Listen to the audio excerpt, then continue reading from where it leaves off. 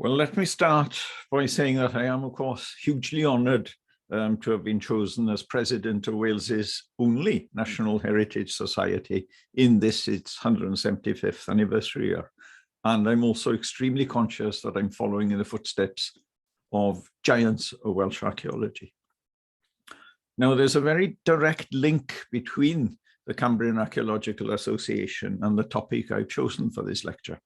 Many important contributions to my subject over the years first saw light today in the pages of Archaeologia Cambrensis, and we should take great pride in that. Since archaeology as we know it today was barely born at the time of the association's formation, its early interests, of course, lay largely in medieval and architectural history. And it was natural, I think, for members to be interested in standing buildings they felt could be of early date. Now, my rather presumptuous title here is taken from an essay by Francis Bacon of Buildings of 1625, but it does describe, I think, very well the basis behind vernacular structures, namely that they were designed primarily to serve a purpose rather than subscribe to any particular aesthetic canon, whether it be Romanesque or Gothic or whatever. I'm not going to deliver a blow-by-blow analysis of the by now numerous accounts dealing with the vernacular architecture of Wales. That would be exceedingly tedious for all of us, I think. What I aim to do rather is try to brigade what has been done to date into themes or strands, and obviously ignoring of necessity some individually important contributions.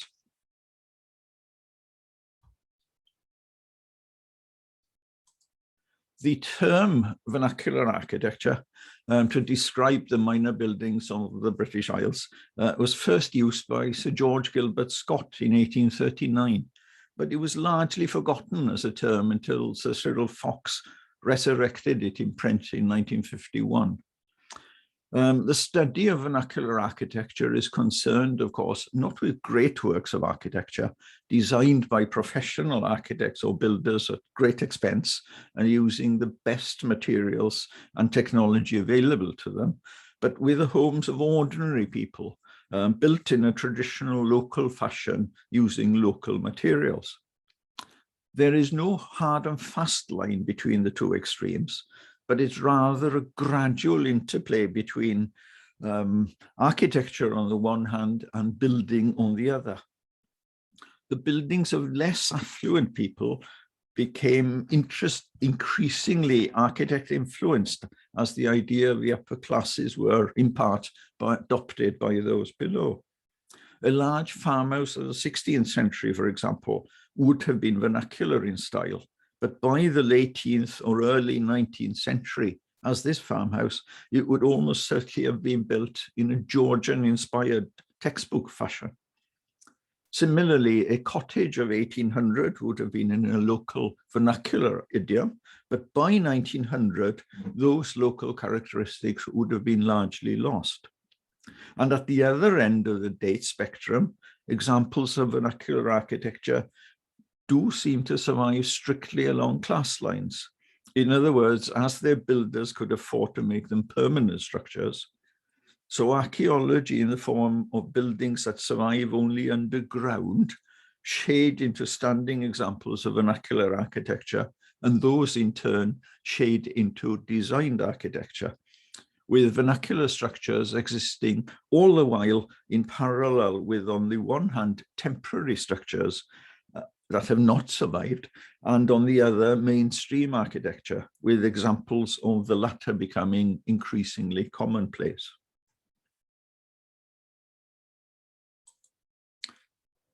The study of vernacular architecture in Wales, like elsewhere, is no older than about 1870, with the first book on the subject being Hughes and North's Old Cottages of Snowdonia in 1908. They were both practicing architects, and they produced a lovely little book that still retains its value. They looked at cruck houses, as we see here, building materials and techniques, and they laid stress on local distinctiveness. The old buildings, they said, may be studied not only from an artistic, but also from an historical point of view. They show as clearly as any written history the development of the life of the people. There is no better book for us to study than the old homes of our ancestors. The first phase of interest in the subject that we can identify in Wales is connected to the search for national roots. And of course, the formation of this association, in part, was a response to that as well.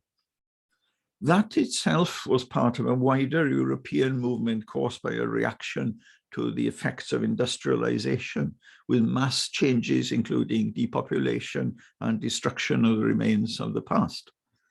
Wales was largely proud of being part of the imperial family of the time, but it also sought assurance that it was a member of that family in its own right.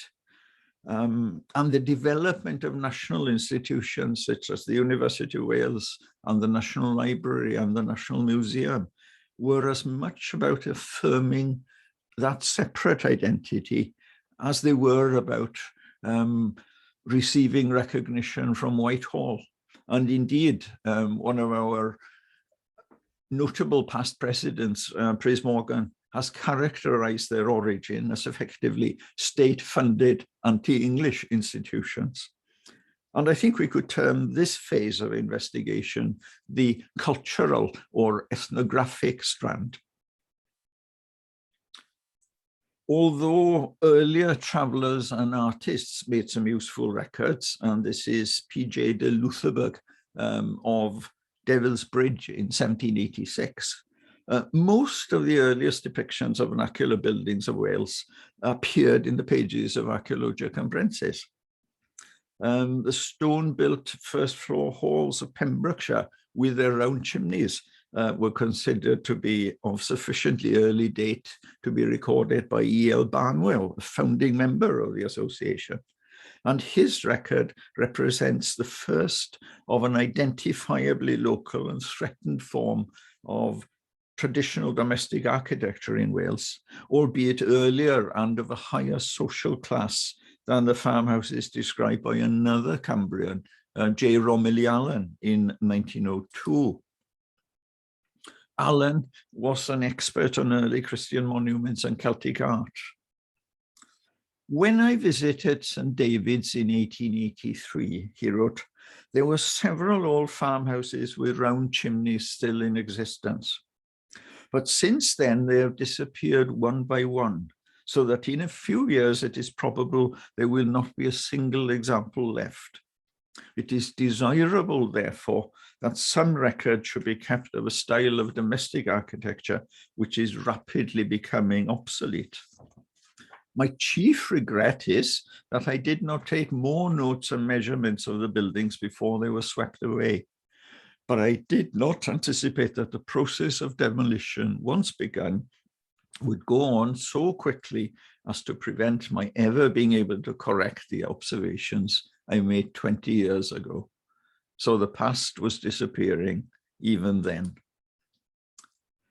In similar vein, and whilst he was excavating Strata Florida Abbey, the civil engineer, architect, and student of Cistercian monasteries, Stephen W. Williams, noted a derelict farmhouse that he asked his illustrator, Worthington Smith, to record in 1888. The illustrations are quite remarkable in that they depict in great detail what Williams took to be the home of a tenant of the abbey. Of course, it's likely to be much later. And they show in great detail the wattled underside of the thatched roof, the wattled chimney hood, the mud floor, and of even greater interest, the roof structure. Williams himself, and later Eurwyn Peate, assumed that the feet of the crack trusses shown had decayed, not realizing that they were seeing a type of crack not then identified and confined in Wales to parts of Dyfed, namely the scarf truck. The most wide-ranging of these early studies was launched by D. Llyfr Thomas here, who in the 1890s was deeply involved with the work of two royal commissions, firstly that on labour and then on land in Wales. And he was secretary of the latter from 1893 to 1896. And amongst other things, he compiled a huge volume of supporting appendices to the report of that last commission. And that included his own analysis of rural housing. In his own words, his intent was to attempt to throw some light on the history of the dwelling houses of the Welsh people, the homesteads of the farmers and peasants of Wales.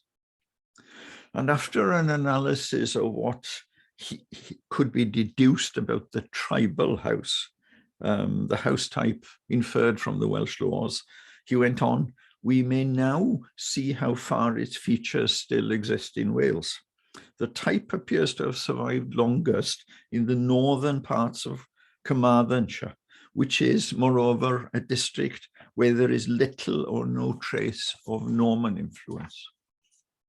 And he asked the local architect, David Jenkins of Llandeilo, to prepare a number of plans and to have photographs taken of several of the older farmhouses in the parishes of Llandeilo Fawr and Llansadwrn. These were unitary dwellings with a family living at one end of the structure, as we can see here, with a cross passage separating them from the cowshed at the other end of the house. And he described the group in order of typological complexity, which he also assumed to reflect chronological development. Thomas's description of these houses is the first detailed record and analysis of what Eurwyn Peate was to dub in 1937 the Longhouse, after the name he commonly found used for them in Welsh, T hir, plural, tai hir. Unlike Peate, who was to claim the Longhouse explicitly as a, and implicitly as the, national Welsh house type, Thomas seems to have regarded the Longhouse as an ancestral form, a survivor of the house described in the Welsh laws, albeit by then largely confined to this one small corner of South Wales. For its time too, his discussion of the traditional farmhouse, as he called it, is an extraordinarily perceptive analysis of facts as revealed through field observation, supported by the presentation of the recorded data in the form of detailed plans and drawings made from photographs. His modus operandi seems to have been that he had formulated a thesis, the common one amongst Welsh academics of the time, that there had been a distinct house of the laws or tribal house, and that this group of farmhouses could be lineal descendants of that ancestral type. He was able to identify developments which must have happened over time, and from this created a complex model sequence, which is almost certainly correct, quite astonishing for a layman in the field and not to be repeated for very many years. But he was a lawyer and was used to analytical thinking. Thomas was also far more perceptive than Peate in according importance to details such as the differing roof levels of house and cowhouse. And Peate's vision of an ancestral longhouse and a little changing past prevented him seeing the significance of such matters and indeed to roundly refute them. But Llyfr Thomas's work had a major influence on Peate, who realized that traditional buildings could be a subject well worth studying. Eurwyn Peate had been appointed to the National Museum by its director, Cyril Fox, in 1928. And throughout the 1930s, he became increasingly interested in peasant housing as a manifestation of ethnology or folk culture. And such studies were already common in Sweden, and Swedish ethnologists were providing then a model by kickstarting the study of traditional buildings in Ireland. Fox too became interested in the topic, and his study of a group of cottages in North Pembrokeshire was the first in mainland Britain to apply archaeological techniques of recording and interpretation to a group of structures that would not previously have been regarded as worthy of attention. It was, in fact, the first detailed study of traditional cottages in Britain, and the first to treat them as subjects worthy of scientific observation and analysis equivalent to proper archaeological material.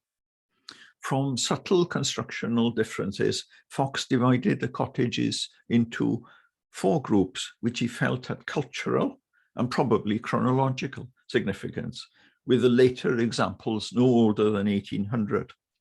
He also concluded that it is urgently necessary as a basis for the scientific study of the social anthropology of Britain that a 2-room cottage should be measured, planned, and described in all its variations, and that the range of these variations should be plotted. Peate's synopsis of 1940, the Welsh House, would have been vastly poorer had he not included so much of Thomas's, Fox's, Allen's, and Williams's work. As it happened, these served well to demonstrate the continuity with the deep past that Peate sought. In following, really, his declared aim of tracing the evolution of the Welsh House, and it was this that lay behind him picking up Thomas's baton and asserting that the longhouse as a type had once been common across Wales. Fox's research on cottages was fortuitous, but the other buildings had been recorded as rare and threatened survivals which threw light on the early ancestry of the Welsh House. And in that sense, Peate in 1940 was very much following in an endeavour typical of the last decades of the previous century. The time period covered by the Welsh House, however, ranged from prehistory to the 19th century, with Peate trying to find in the circular pigsties of South Wales a link to the Iron Age or Romano-British hut circles of Northwest Wales. His fundamental position, however, was geographical determinism, with geology, geomorphology, and climate the fundamental factors that shape the traditional buildings of Wales.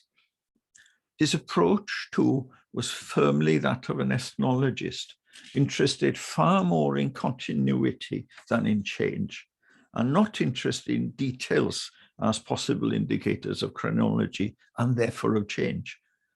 And it's no real surprise that the book didn't find favour with archaeologists. The Welsh House was not as influential as it might have been, partly because of those defects, but the next Welsh study was. This was to initiate a new phase in the development of our subject, what we might call the archaeological strand. And I use the term in its wider sense, namely the application of archaeological methods to the study of standing buildings, including detailed recording, the large-scale analysis of data, the application of dating techniques, and the identification of regional types. The lesson made obvious by Peate was that it was impossible to theorize convincingly on the basis of insufficient data, as he had done. The first large-scale demonstration of how that might be done, and not just for Wales, but for the world, was with the work carried out by Sir Cyril Fox and excuse me, Lord Raglan on the houses of lowland Monmouthshire, started during the war and arising from the destruction of a traditional farmhouse, a Pywern here, thought to be located too near to the ordnance factory at Glascoed, and therefore a security risk. So it was demolished. The 3 sumptuous volumes of Monmouthshire houses, a study of building techniques and smaller house plans in the 15th to 17th centuries, which was illustrated by Fox's very distinctive plans and many photographs, were published by the National Museum between 1951 and 1954. The result was an unquestioned masterpiece, drawing measured conclusions from a large data set. They recorded 470 houses, gathered from a smallish but always rich area, and outlining the changes to building styles and methods and people's way of life over 3 centuries. Part 1 examined the cruck-framed, half-timbered and largely single-storied hall, which they felt was the earliest surviving type of peasant house in the country, and which they dated between the end of Amgueddfa's revolt in 1415 and the accession of Elizabeth I. A remarkably close estimate, given what we now know from further research and dendrochronology. Roughly between 1550 and 1600, the period they discussed in part 2, these early hall houses were replaced by a 2-storied stone-walled house, of which many examples had a cross passage outside the main room. The authors equated the sudden appearance of this discrete regional style with the documented sharp rise in cereal prices, and they used the start of this rise to date the introduction of the new style. Part 3 traced the coming of Renaissance ideas in the period from about 1590 to 1714, and that saw the introduction of the glazed window, and by the end of the period, the replacement of the earlier plan by one centered on the staircase. After 1714, the authors believed that local characteristics declined rapidly to be replaced by an international style and plan. And as a product of its time, the chronological indicators used to separate the houses studied into 3 periods depended, of course, on art history techniques, but the authors' rigorous interrogation of the evidence and their subsequent conclusions have stood the test of time. Peate Smith, and we'll meet him shortly, Peate Smith was asked to write an introduction when Monmouthshire Houses was reprinted in 1994. Before considering Monmouthshire Houses itself, though, Smith felt that he had a right first of Fox's Personality of Britain, his earlier work, noting that it had almost as much influence on the study of vernacular architecture as Monmouthshire Houses. The analysis of historic building on the basis of its having a highland and lowland character has proved one of the most effective weapons in the armory of the student, he felt. And that distinction was made by Fox and made public to the archaeological world, at least, in the Personality of Britain. Although successive editions of the Personality made no mention of traditional buildings, for it dealt, of course, almost exclusively with prehistory, its proposal that Britain should be divided into separate highland and lowland zones with very different histories of development influenced the students of vernacular architecture as much as it did archaeologists. As for Monmouthshire Houses, Smith felt that it was by far the most ambitious study of farmhouse architecture that had up till then been published in Britain.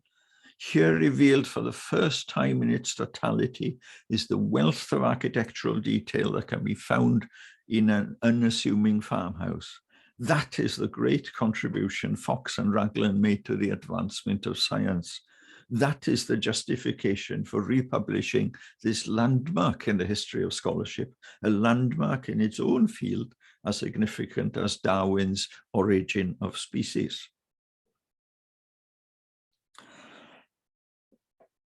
The work, Monmouthshire Houses, did not propose any new theoretical leaps to compare with the Personality or Hoskins's contemporaneous concept of a great rebuilding, but it nevertheless moved the subject forward significantly, and it demonstrates highlighted the virtues of a regional approach.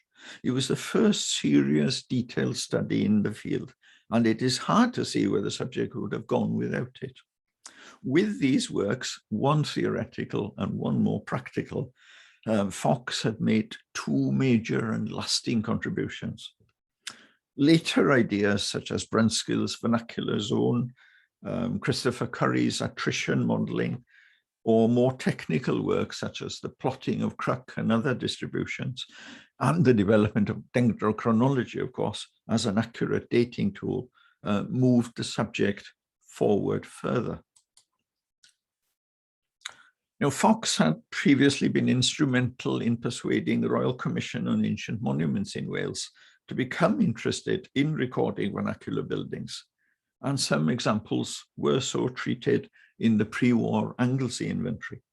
The Commission then turned its attention to Carnarvonshire, engaging a young man called Peate Smith to help with the work.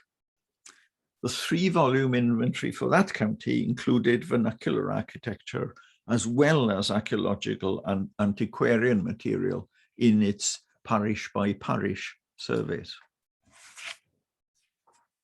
Around the same time, an excellent unofficial survey of some 400 examples of Breckonshire's vernacular houses was carried out by Stanley Jones and J.T. Smith. In the picture, John Smith is to the left, Stanley Jones to the right. And confusingly, perhaps, John Smith was a historic buildings investigator, not for the Welsh Commission, but for the English Commission. But that study, undertaken as part of a course designed to make teachers more aware of their locality, pleased Eurwyn Peate greatly in that it concluded that the overwhelming bulk of the county's vernacular houses were to varying degrees based on the longhouse, either true longhouses with clear evidence of intercommunication between the two halves, vestigial longhouses where they thought the buyer had been converted into a parlour, or where they presumed a lower end had once existed, and what they termed false longhouses, that is, dwellings with a line of farm buildings attached, but no direct connection to the house. Separately, John Smith felt that Fox and Raglan's concept of alternate rebuilding in fact applied only to the longhouse, so that a farmer with spare cash would first improve the living part of a longhouse, probably under his wife's influence, then the cowhouse, and successively until several stages later, the structure was a fully storied house with, in many instances, no obvious clue that part of it had once housed animals. In 1963, Peate Smith, shown here, was asked to take over the recording of threatened buildings all over Wales. And since domestic buildings were deemed most at risk, he concentrated on them. By then, he was already aware that Wales was more complex than simply a part of Fox's Highland zone. There appeared, Peate, to be no longhouses in Carnarvonshire or Anglesey, and there were few cracks in Anglesey, Glamorgan, or Pembrokeshire. So a complicated picture. And Smith was able to note that the earliest surviving buildings are generally found in eastern Wales, so that architectural innovation must have generally spread from east to west, that there was a cultural division between northeast and southwest Wales in the Middle Ages, and a divide in the use of timber materials, of building materials rather, between timber in the northeast and stone in the southwest. He also demonstrated that medieval hall houses had an essentially uniform plan across the country, but that they were succeeded by a diversity of regional farmhouse types. And Smith classified some 1,700 houses by plan type based on the position of the main fireplace, and he identified 26 permutations, but thankfully, he brigaded them into 5 main groups identified by an initial letter A to H, and each of those permutations could be of one or more rooms or units in length. The single unit version of type B, for instance, shown on the map, was entered by the gable past the site of the chimney. But the 2-unit or larger versions had a cross passage between the internal chimney breast and the lower end gable. The outer room could be a buttery, pantry, or kitchen. In the southeast, however, and with a scatter elsewhere, this outer room could be a cowhouse, so creating a house and byre structure or longhouse, and thus demonstrating, despite Peate's continued assertions to the contrary, that it was effectively impossible for longhouses to exist in any number other than in southeast Wales. And that also explained why Stanley Jones and John Smith thought that all the houses of Breconshire were some form of longhouse. They were indeed related to the longhouse, but only in as much as the longhouse was a subtype of the regional plan. And mapping the distributions revealed by this work enabled Peter Smith to subtitle Houses of the Welsh Countryside as a study in historical geography. It may be that Smith, as an Englishman, took a different perspective from Peate in the latter's search for the evolution of the Welsh house. To Peate, this type would have been very much of Wales, whereas to Smith, traditional houses in his area of study were in Wales, with nothing about them particularly specific to the country. Our former president, David Austin, felt that they were in actuality both of and in Wales, whilst he also felt that Smith had not pursued his argument of regional distributions to its logical conclusion. He noted that Smith's regions, shown here, were simply distributions of house plans dating from the early 15th to the mid-18th century, identified by stylistic typology, which had fluid overlapping borders, and crucially, no correlation with any other culturally meaningful patterns. And Austin could only interpret Smith's failure to explore further the true meaning of his distributions because he accepted the notion of Welsh cultural dependency on environmental factors and on England as the source of ideas and styles. And unfortunately, although both Smith himself and Ronald Brunskill attempted sketchy comparators, we have no similar detail for England.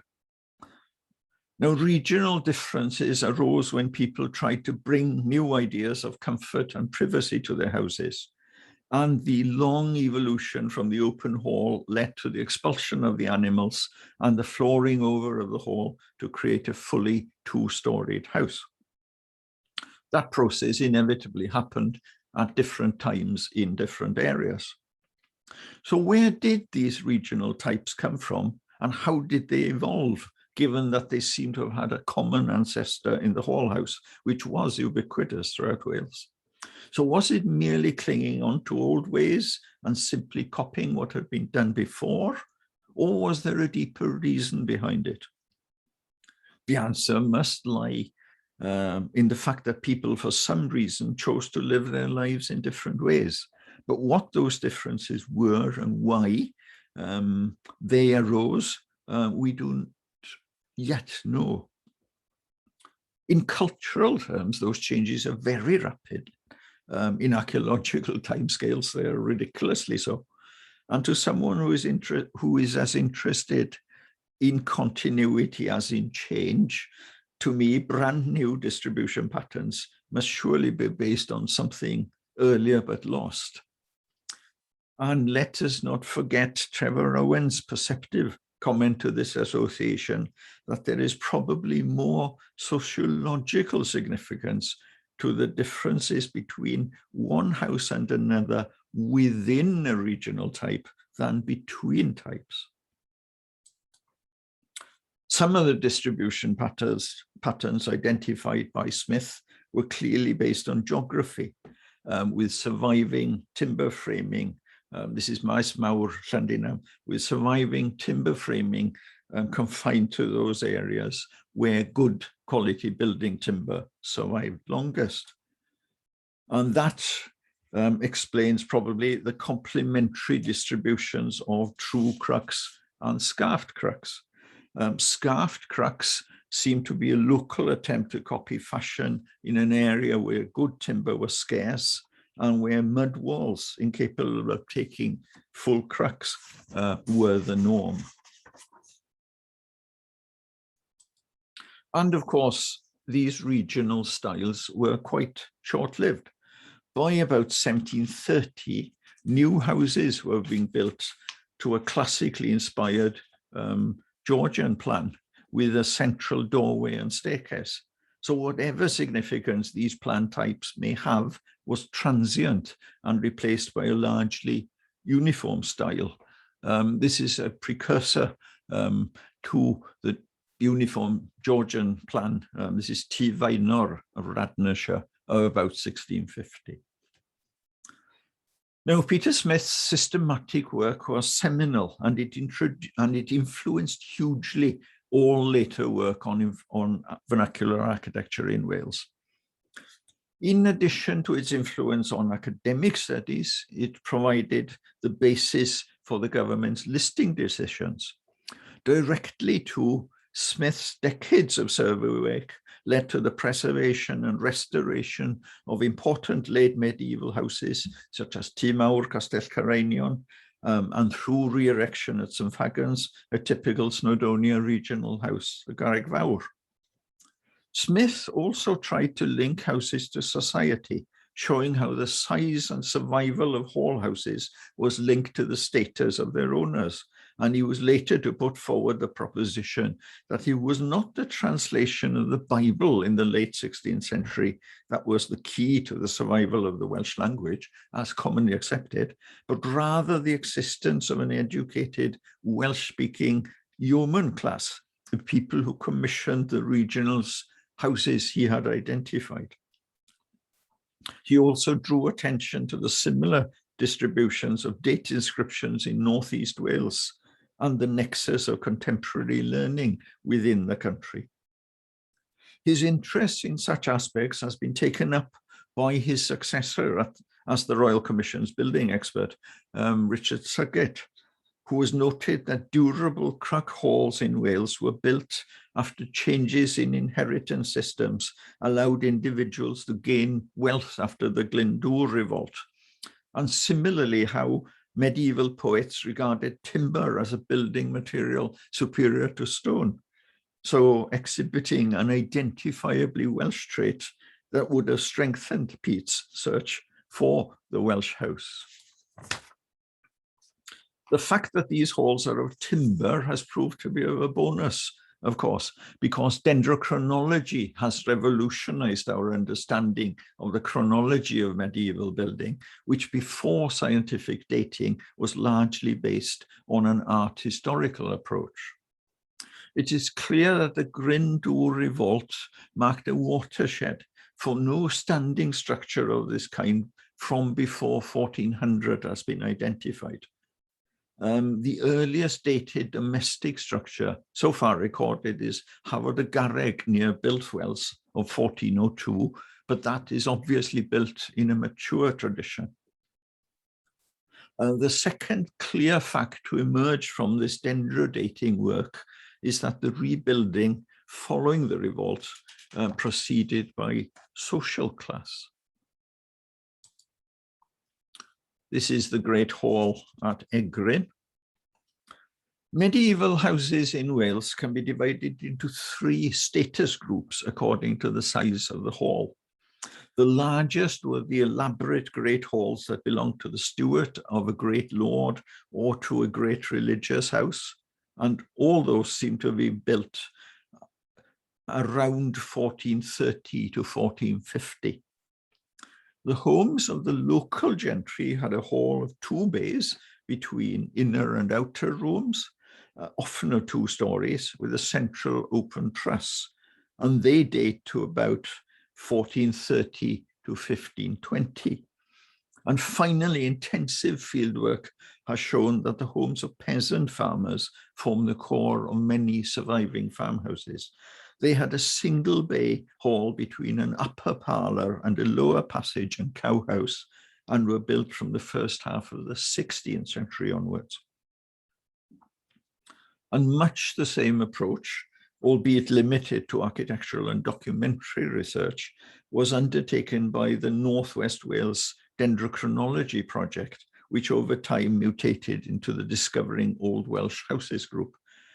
We used to think that the house type identified by Peter Smith for the region emerged about 1570, and indeed that was what I thought of a garreg fawr from Waun Mawr, which I moved to St Fagans in 1976.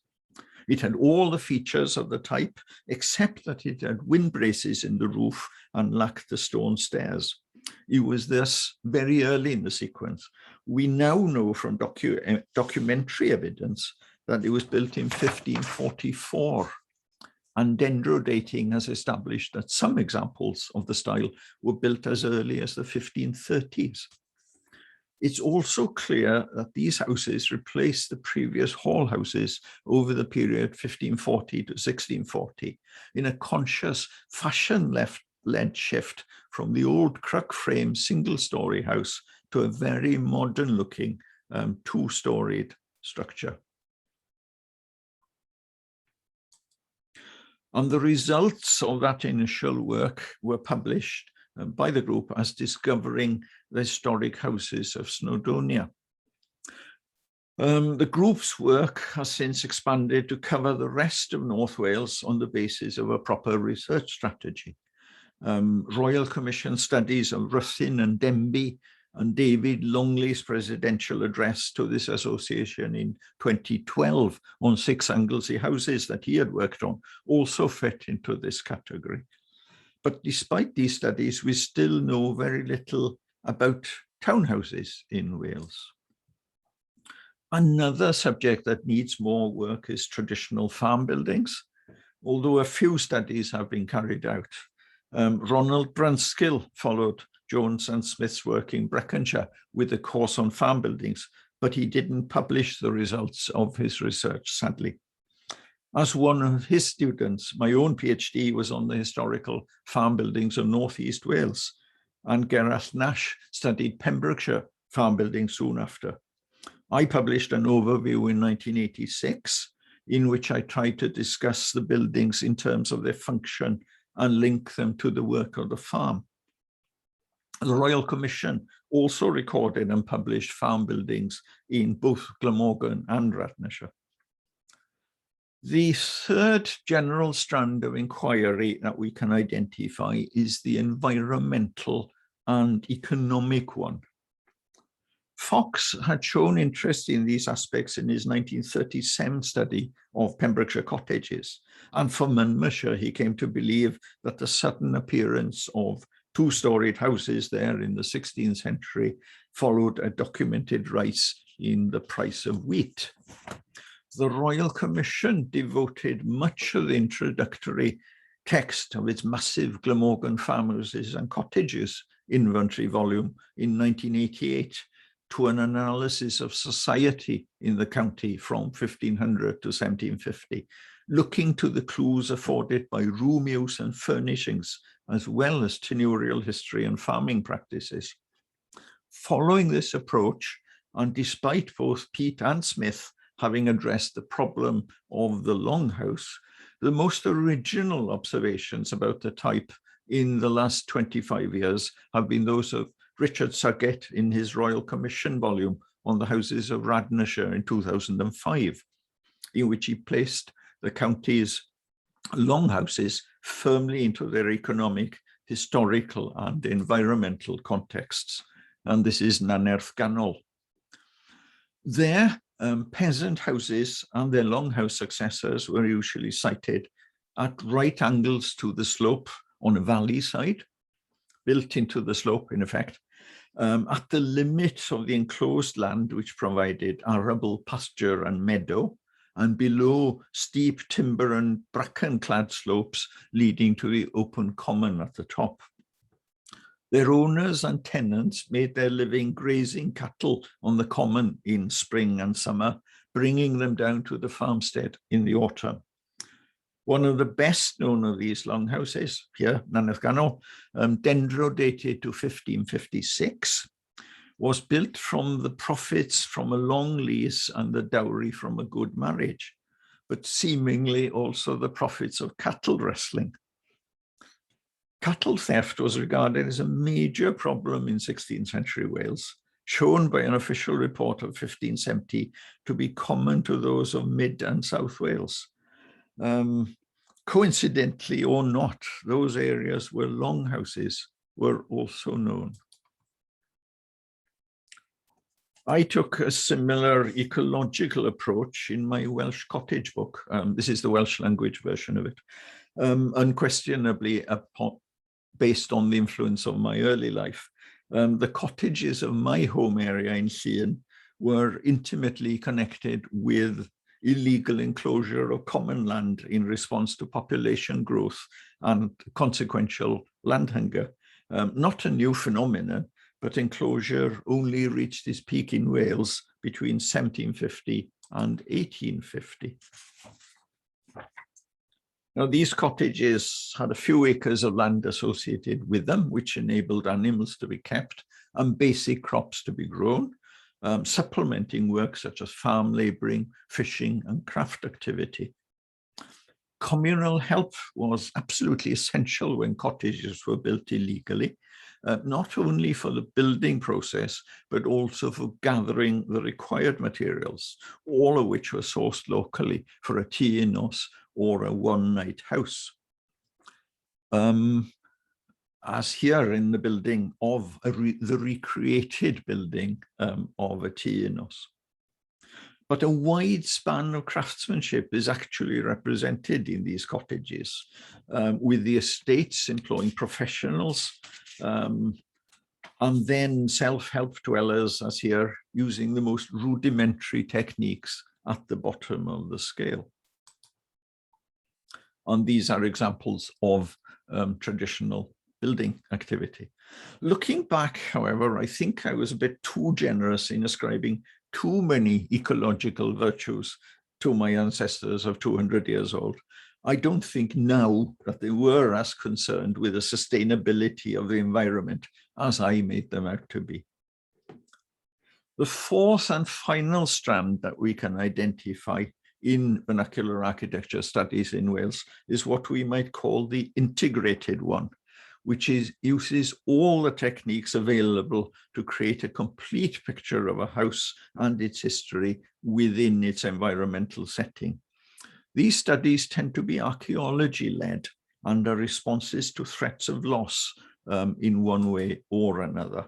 A classic example of this is what was done at Castell, a house discovered to be an aisled hall cum longhouse by Peter Smith in 1971. Ironically, as he later confessed, for he had doubted the existence of single-period longhouses. But long drawn-out attempts to find a future for the house led to a triumphant restoration nearly 30 years later. And the restoration was accompanied by detailed assessment, which included excavation, as well as detailed recording of the standing structures and studies of the environment, landscape, settlement, and ownership, leading not only to a full understanding of the house in its immediate context, but also its significance as one of a group of similar high status houses in Northeast Wales and the Marches. The Tŷ Mawr study was followed by others of lesser hall houses of 1477 and 1554 respectively at Tyddyn Llwydion Pennant Melangell and Tŷ Draw Llanarmon Mynydd Mawr. And this latter had been first recorded by Peter Smith and Douglas Haig and published in RCAHMW. Both studies were led by Bill Britnell and Richard Suggett. And then there is a study of a later longhouse at Llanelwedd Rocks by Bill Britnell as part of a multi-period investigation of an area threatened by quarrying. Studies such as these are properly mature and integrated contributions to writing history. They use a multidisciplinary approach and often include restoration to ensure the continued use of the property in question. They are really exemplary mini chunks of local history, which in turn contribute to wider understanding. And implicit in that approach is the recognition, unstated and perhaps unrecognized, that vernacular architecture is a sub-discipline offering expertise in a particular period of history, just like the Mesolithic, Roman, or any other period, and helping to contribute to the rounded picture that the archaeological approach can offer to the writing of history. And I am I'm comfortable with that realization as one who has worked almost exclusively in vernacular architecture, but also always regarded himself as fundamentally an archaeologist. But I can't end, and relax, I am coming to an end, but I cannot end without quoting what the US Secretary of Defense, Donald Rumsfeld, famously or infamously said in 2002, of which I'm sure many of you will remember the gist. What he said was, there are no knowns, there are things we know that we know. We also know that there are known unknowns. That is to say, we know some of the things we don't know. But there are also unknown unknowns. The ones we don't know, if you follow. I don't think that there remain too many unknown unknowns as regards the vernacular architecture of Wales. Although who knows what questions new and unknown analytical techniques may enable us to ask, but there still remain some known unknowns. Simply in terms of chronology, there's a huge gap in our knowledge between the end of the Roman period and the earliest surviving buildings. For very little excavation has been carried out outside the deserted medieval villages of Glamorgan. And such work might provide evidence for an earlier basis for the regional differences that Peter Smith's work revealed. Much has been done lately in recording and helping to ensure the survival of the archaeological resources of the uplands, including identifying the sites of long huts and havotai or shieldings. But it is somewhat ironic that we know more about seasonal shelters than the permanent settlements of those who use them. At the other end of the temporal timescale, we need to understand more about how the change from regional styles to a semi-uniform Georgian style architecture happened, and whether different estate influences led to different styles of designed or semi-designed regional architecture. We need more research and a new overview of traditional farm buildings and better understanding of how they fitted into the landscape. David Gwynn has done exemplary work for Gwynedd in tracing the transition from cottager homes to quasi-industrial dwellings, but little equivalent has been published for South Wales. The Discovering Old Welsh Houses group has shown how documentary evidence can be integrated with the evidence that can be gleaned from standing buildings, and comparable work needs to be done all over the country. Now, how should we prioritize those needs? The mechanism exists in the Welsh Archaeology Research Agenda, which in its various iterations has only touched on vernacular architecture, but it notes the need for a comprehensive survey of pre-industrial urban settlement as a high priority, and more work akin to that of the Discovering Old Welsh Houses group. But in reality, it is only the professionals who might pay heed to such a strategy, and more local initiatives activity-led groups, which are more attractive to at least some people than the traditional county history societies, such as that being developed by Ross Cook in West Wales, for example, are desperately needed before what evidence remains is lost, unrecognized. And what faces the greatest risk? Is it farm buildings being converted to holiday lets, incomers insensitively changing buildings, the use of inappropriate building materials, or planning blight? Or will towns be again blitzed when the economy restarts? There are many wonderful exemplars in the conservation and restoration fields, such as the work of Greg Stevenson in West Wales, shown here. This is at Cribin. But grants which were once available are much scarcer now, hence the continuing need for guidelines such as Cadw has published over the years.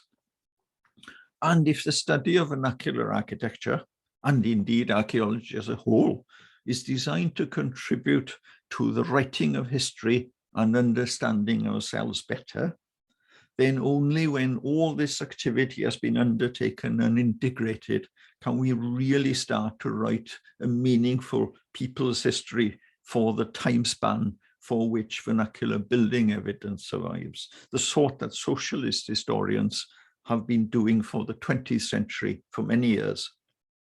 And I am sure that many other challenges lie in wait for us, known or unknown.